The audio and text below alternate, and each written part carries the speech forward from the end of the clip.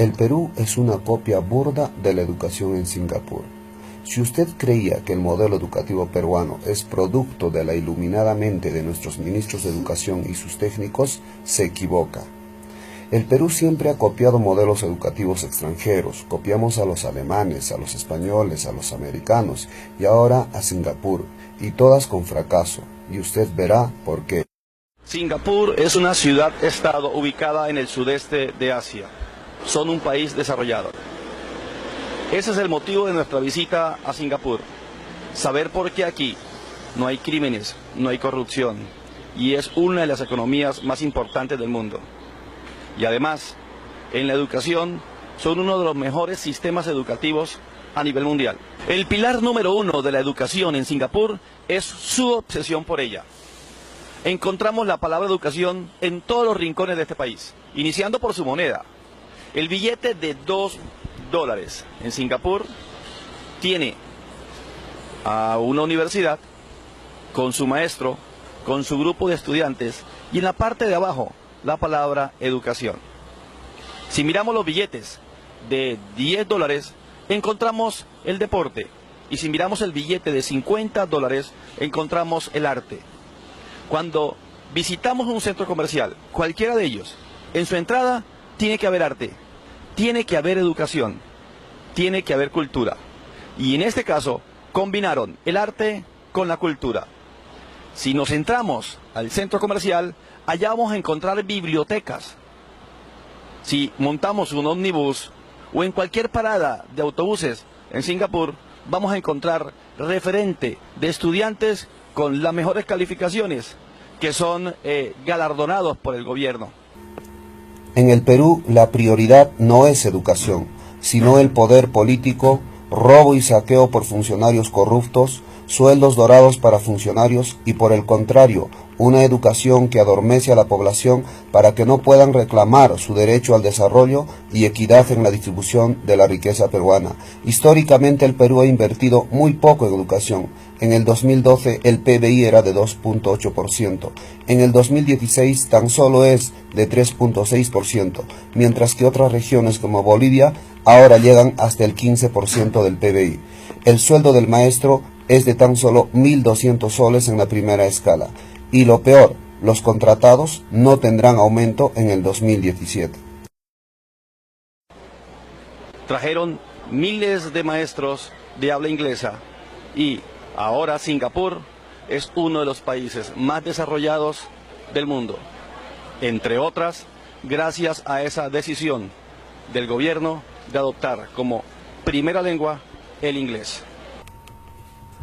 No trajimos extranjeros de habla inglesa, pero sí implementamos el modelo de jornada escolar completa, con más horas de inglés y laptop para aprender inglés. Enviamos a unos cuantos profesores al extranjero para pulir su inglés, pero solo en poquísimas escuelas. Pero sí hubo robo en la compra de computadoras. La evaluación constante es el pilar número 3 de la educación en Singapur. Los estudiantes desde primero de primaria hasta el último año de secundaria son rankeados o clasificados en una lista de mejor a último rendimiento. Esta lista es tomada de 3 grandes exámenes trimestrales cada uno que hacen las escuelas. Estos exámenes de alto nivel le permiten, al sumar, ubicar al chico en una clasificación. ¿Coincidencia? Nosotros también tomamos 2 evaluaciones anuales, evaluación censal regional y evaluación censal nacional. Seguro lo inventó el ministro de Educación. El pilar número 5 de la educación en Singapur son sus escuelas vocacionales y técnicas.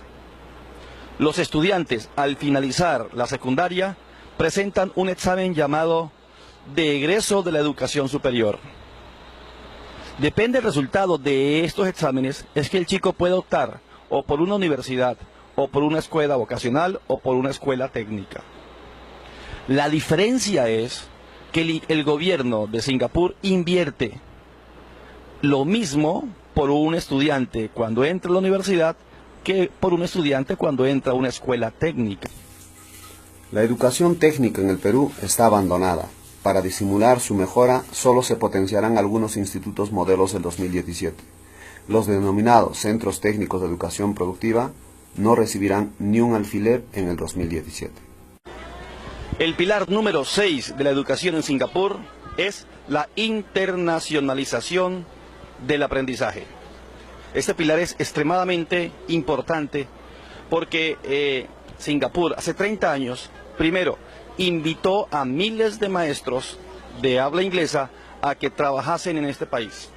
Actualmente manda a maestros locales a que se preparen en el extranjero. Los estudiantes tienen algo extraordinario.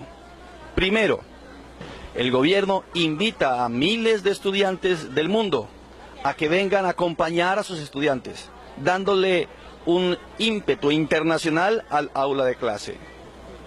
Segundo, los estudiantes en primaria, el 30% de ellos debe visitar algún país en el extranjero. El 40% de los estudiantes cuando están en secundaria deben visitar el extranjero. Y en la universidad la mitad de los estudiantes que entran a una escuela superior deben visitar, antes de terminar su carrera, el extranjero.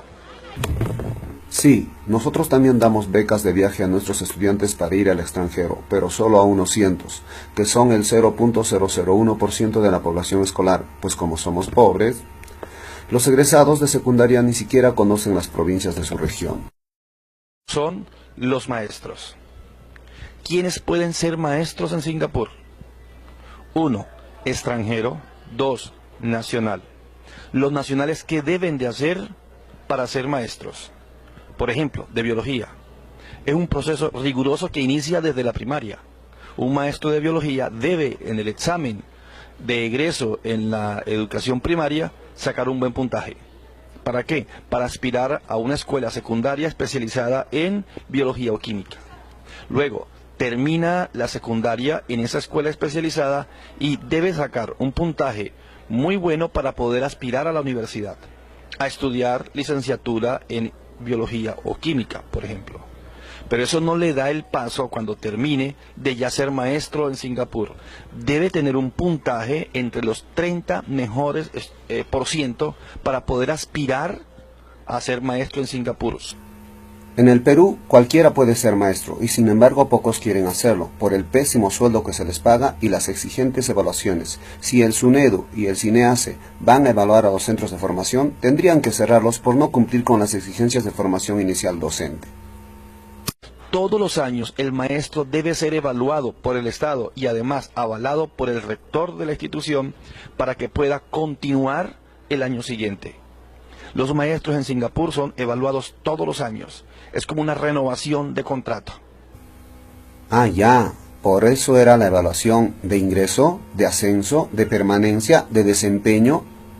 Bueno, los maestros no se corren de ello, pero solo les vamos a exigir formación, maestría, doctorado, capacitación con su propio dinero y les seguiremos pagando una miseria. Por eso la educación hoy es la carrera menos atractiva. Esto es muy difícil, pero tiene ventajas para los maestros. Por ejemplo, aquellos que logran ser maestros estatales tienen bonos, bonificaciones, tienen capacitaciones constantes y además tienen la posibilidad de especializarse en el exterior. Ah, ya. Pensé que los bonos eran invento del ministro de Educación. Pero creo que es correcto que se premie a los buenos maestros por funciones y buen desempeño. Ojalá los ministros ingresasen con evaluación y les paguen bonos por su producción, pero los premian por incapacidad y robos. Pilar número 8 de la educación en Singapur, indiscutiblemente son los padres. Le llamamos aquí en Singapur los padres voluntarios. Hay una unión estrecha entre la escuela y los padres de familia. En Perú lo copiamos mal. Hoy se paga a los maestros por atención a padres de familia. Los contratados no cobran, pero les asignan las horas. Los padres no se involucran.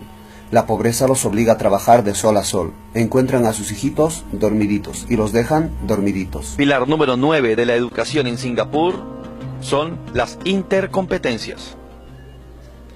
Al chico no solo se le enseña competencia básica, a sumar, a restar, a leer o a escribir. Además, se les enseñan competencias afectivas, competencias laborales, competencias ciudadanas y competencias tecnológicas. Pensé que el enfoque por competencias era invento de los gurús del Ministerio de Educación. ¿Y habrán sido ellos los creadores de las sesiones de aprendizaje de las asignaturas? ¿Qué? ¿Gastaron más de 800 millones en consultoría? ¿Entonces no hicieron las sesiones? Pero sí los evalúan. Pilar número 10 de la educación en Singapur es la interdisciplinariedad en el aprendizaje. Aquí se conjugan las matemáticas con las ciencias, el lenguaje con las sociales. Uno entra a un aula de clase y el maestro intenta entregarles al chico la información de forma clara y combinada con otras áreas. Me parece genial la combinación de ciencias, matemáticas y habilidades motrices, pero en un país carente de tecnología y desarrollo económico, aumentar las horas de educación física. ¡Ja, ja! Con más medalleros, ¿haremos que el PBI crezca y que el Perú se vuelva en un país rico? Al parecer, con un presidente que respalda al mejor ministro por sus malos resultados y corrupción, con un ministro que se burla del sueldo de los maestros indicando que ahora sí, los maestros ganarán igual que un taxista, garantizamos la peor educación por los siglos de los siglos. Amén.